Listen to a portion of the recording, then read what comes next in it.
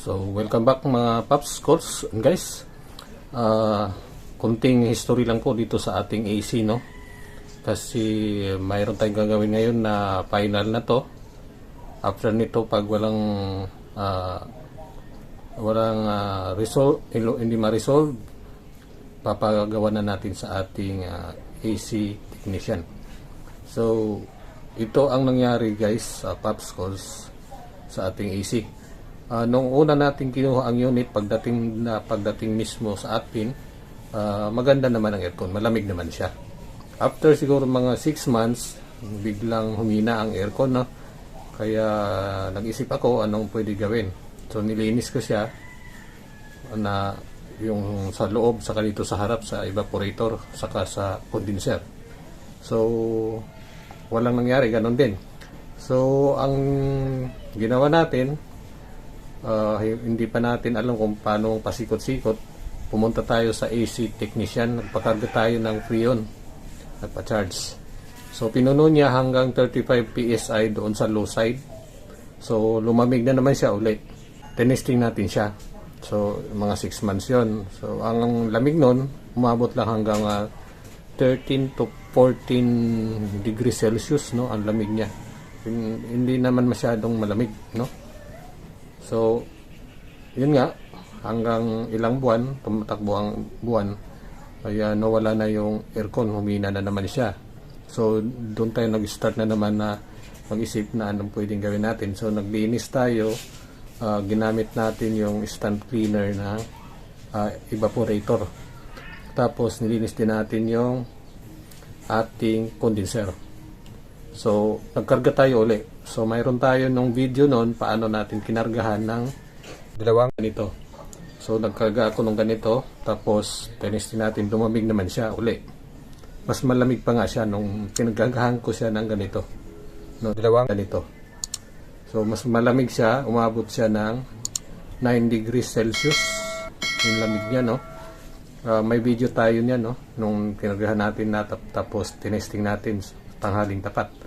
Nagbiyahe tayo sa mainit na highway. Tapos pinaka-maximum niya na lamig is 9 degrees Celsius. So sa tingin ko, mas maganda pa yata yung pagkagawa kasi mas malamig, no?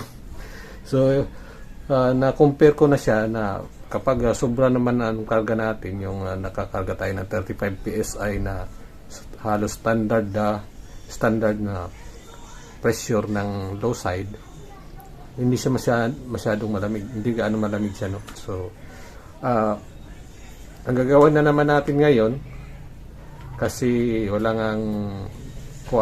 hindi na resolve yung pagkawala ng lamig, no? Lalo na sa tanghali, naka-idle ka, naka-traffic ka, umiinit na naman siya. Ito na, gagawa na naman tayo ng DIY, final DIY na to, no? Kasi bumili na talaga ako ng ganito. Yan, no? Bumili tayo ng ganito, yung leak stop. Hindi naman yan mawawala ang freon na yan kapag wala talagang leak. Hindi lang natin makita kung saan nag-leak. Kung sa evaporator naman siya mag-leak, aamoy sa loob ng ating sasakyan, di ba? Lalo na pagka full charge siya, kasi lalabas talaga ang freon niyan. Hindi naman na umaamoy sa loob. So, ibig sabihin, walang leak dun sa loob, nasa labas. Hindi lang natin makita-kita siguro sa liit. So, ang kailangan natin ito, bumili tayo ng ganito. Yan. AC leak stop. Yan. Yan, makita nyo. So, focus natin. Yan, AC leak stop. Baliktad yata, no? Mamaya na ipakita ko ulit sa inyo pagka naka front camera tayo. Tapos mayroon na siyang kasamang charging hose. Ito. Yan, binili natin to ng 1,350 yata yon. Sa Korea galing pa to, no? In-order natin. Tapos ang kaibahan lang nito, Paps Calls, yung kanyang connector sa connector sa ating canister dito mismo, dito sa kanyang canister is iba, kasi ito resealable. Ayan, pwede siya mag-seal kahit hindi mo siya ubusin, pwede pa rin siyang mag-lock, mag-close pagka tinanggal mo na itong kanyang connector. Tapos ang dulo nitong kanyang pin sa loob, hindi siya matulis, no? Hindi siya matulis dahil pinipress lang niya yung pin doon sa loob para magbukas. Hindi kagaya ng ganito, yung sa Creon mismo, bubutasin siya ng matulis na pin ng ating hose na ginamit sa pag-charge. Pagka nabutas na siya, kailangan ubusin mo talaga siya. Ito namang sa leak stop, pagka tinanggal mo yung kanyang connector, magko-close siya diretso. So, pwede mo siyang gamitin uli. Pero sa ating gagawin ngayon, ang sabi naman sa description nito, isang ganito, tamang-tama doon sa isang sasakyan para i-repair niya yung mga butas-butas na doon na maliit, no, na hindi na natin nakikita. So, ang gagawin natin, i-charge natin ito, pa-under natin ang sasakyan, i-on ang AC. Pero bago yan, ikakabit muna natin to doon sa ating low side ng ating AC port, no? So, yan paps, yan na yung kanyang direction, saka yung laman ng canister na to. Mayroon na siyang ang laman nito mismo is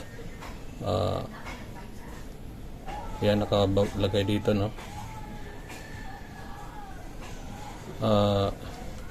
Leak stop solution na siya.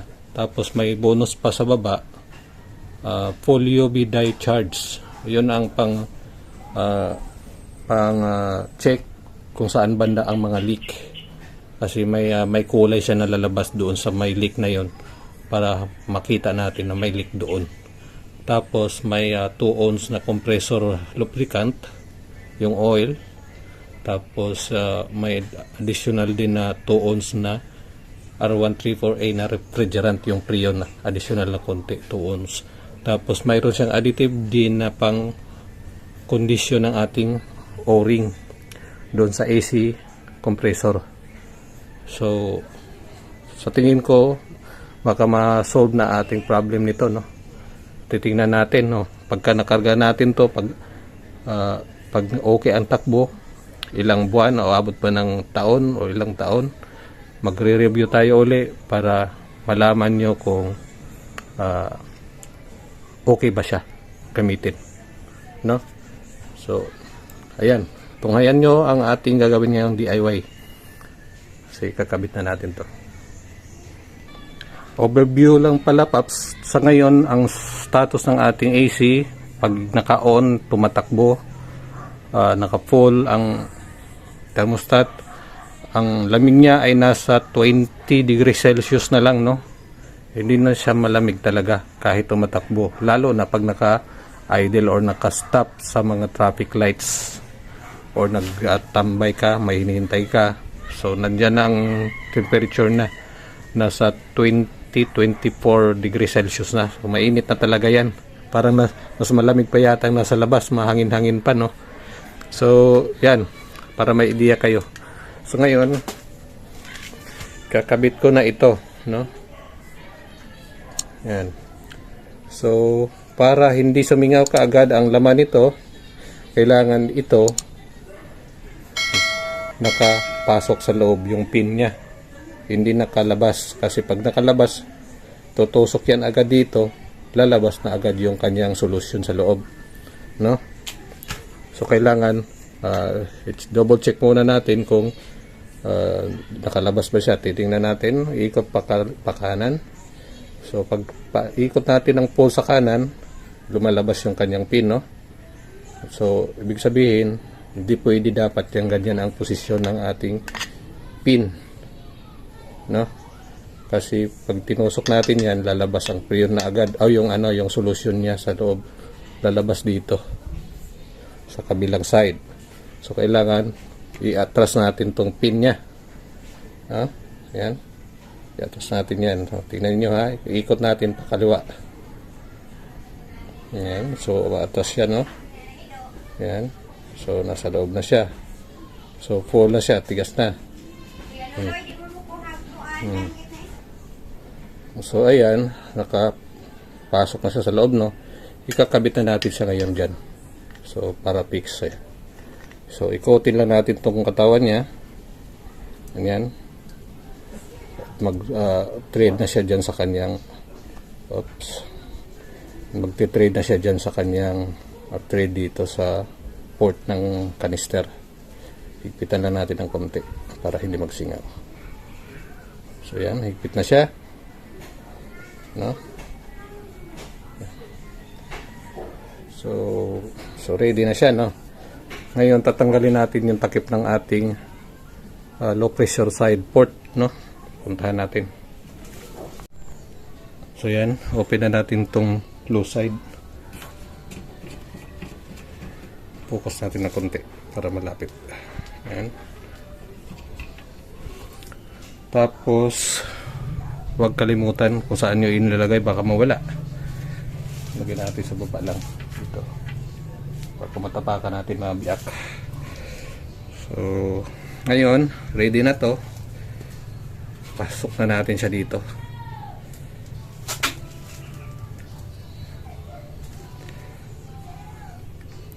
Basta naka open siya dyan,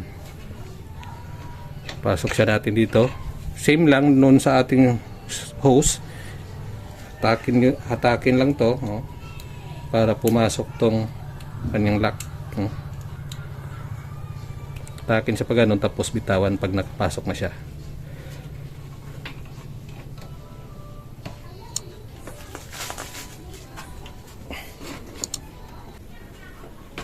Yun. Hindi lang nakaposisyon ng maayos, kaya matigas. So ganyan, ka-ready na siya. Ang sabi ng instruction dito sa likod, i-shake mo muna, ganyan, para mahalo yung UV dye na pang detect ng mga butas-butas at yung mga coolant, hindi coolant, yung refrigerant, saka yung kanyang leak seal at saka yung oil sa loob, no? So yan, mamaya ganyan posisyon na siya para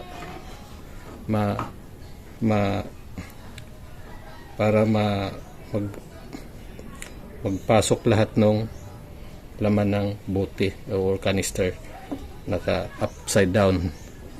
So paandarin na muna natin ang sasakyan para start na tayong mag refill, no? So ganyan lang muna kasi mahuhulog siya. Punta tayo dun sa ating sasakyan sa loob. Nung huli natin tong tinesting mga popsicles, hindi na to nagpapawis, wala nang lamig tong kanyang tubo, no? Na konektado doon sa loob.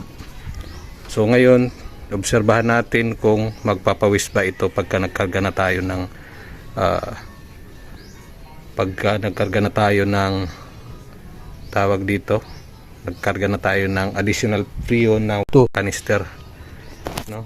Ito nagkarga tayo, wala pang bukas to, hindi pa nabuksan. Mababa ang lamig niya, no? 9 degrees Celsius. So nag-uusok pa ang ating lower, no? O yung grill niya sa loob, nag-uusok sa lamig. So punta tayo sa loob. So ngayon, susian na natin, pandarin na natin siya.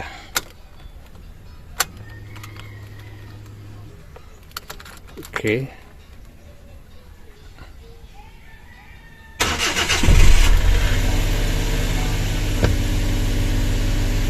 Okay. So tingnan muna natin dito. Ang humidity natin ngayon or temperature sa labas, nakabugas ang ating mga pinto. Yan. is 31 degrees Celsius. Yan, 31 degrees Celsius. Ngayon i-on na natin ang ating AC. Ito. Ano ba yun? Ito pala sa baba. Yan. Lagay lang natin to sa yung blower niya. Tapos dito sa temperature, yun ang full. No? Ayan. Tingnan natin. Tapos on na natin dito ang AC. Ayan. Dahil na. So punta na tayo doon. Magka-charge tayo ng ating stick stop habang nasa 2,000 ang ating RPM. Ang sabi, shake mo muna to para maghalo lahat ng mga additives. Pagka na shake na, kailangan buksan na natin to rito. Naka upside down o nakatuwad. Pakaliwa, pakanan para magbukas yung ating kanister.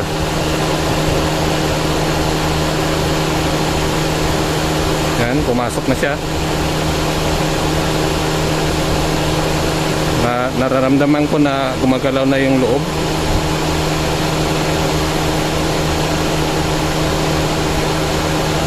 Todo na natin. Yan. Hayaan muna natin umandar ang sasakyan para mag-circulate sa loob yung mga leak stop additives ng solusyon na ito, para mag-circulate at pumunta doon sa mga butas-butas.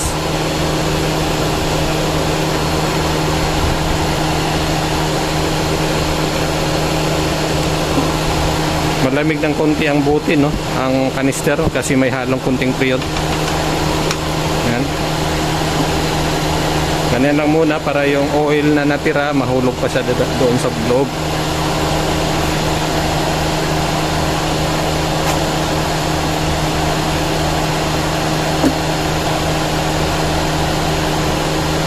Yan. Medyo nagpawis na dito, oh. Malamig siya. Tumabig ng konti, nadagdagan natin ng leak stop sa may halong konting preyon na mga 2 ounce lang. Nagbasa na, oh. Nagbasa na siya ng konti. Tingnan natin. Dito, oh. Basa na. Basa na yung kamay ko. Kanina hindi yan magano. Ang ginawa natin, nakatambay muna sa sasakyan, oh. Hindi pa natin pinaandar buong araw para malamig ang engine, malamig ang compressor, para hindi mag-high pressure yung compressor. Ayan. Lumamig siya ng konti dito, oh. Nagbasa ng kamay ko. 2 ounce pa lang yung nadagdag sa kanya. So hayaan lang muna natin siya na mag-circulate yung leak stop. Tapos ilang minuto, siguro mga 5 minutes na mag-circulate siya dyan. Buksan na naman natin to para i-charge doon sa kanya. Try natin puntahan doon sa loob kung may temperature ba na nagbago.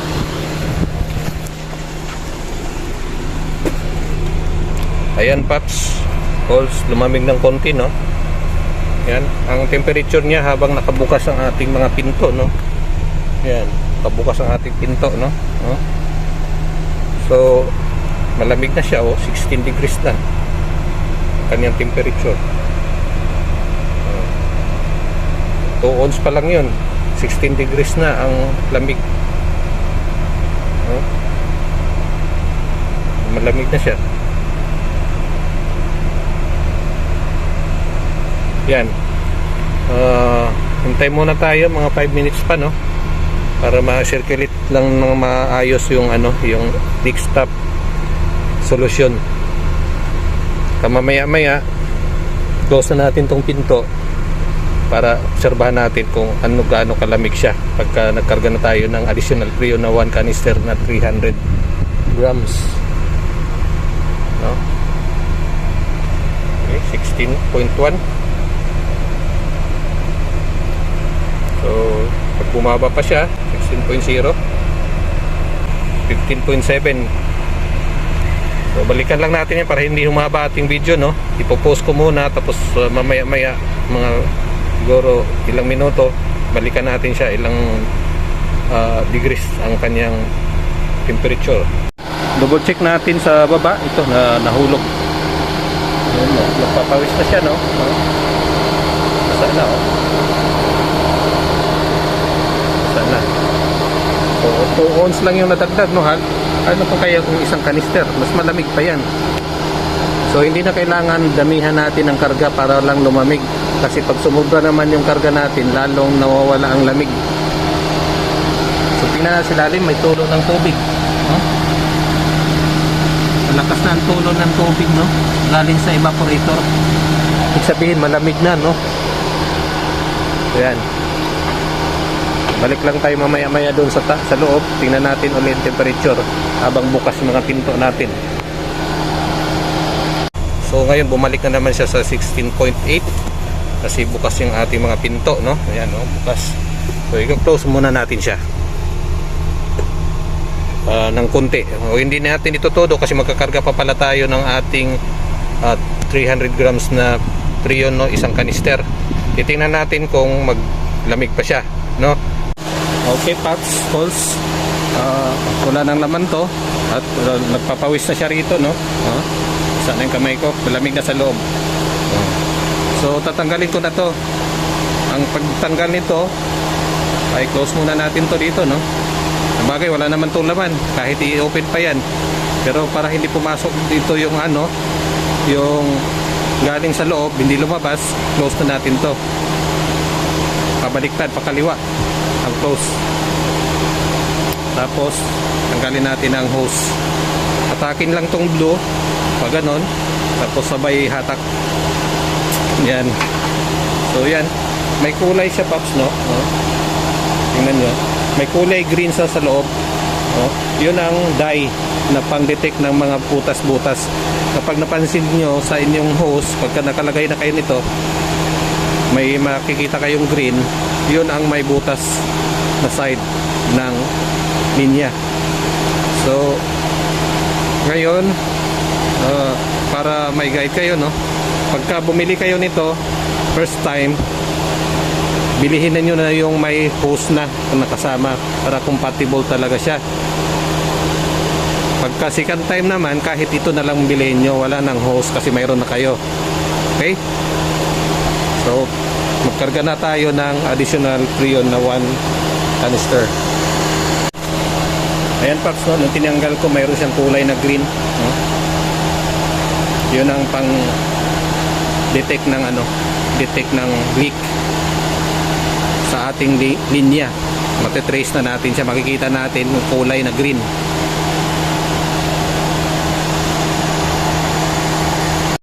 Sana, Pops, Calls, guys, na to, ma-resolve na ang ating issue sa pagkawalan ng refrigerant, no? Madali siyang maubos, kaya madali lang nawawala ang lamig. Ayan, abangan nyo, Pops, Calls, guys, ang ating next video na DA64 refrigerant top up.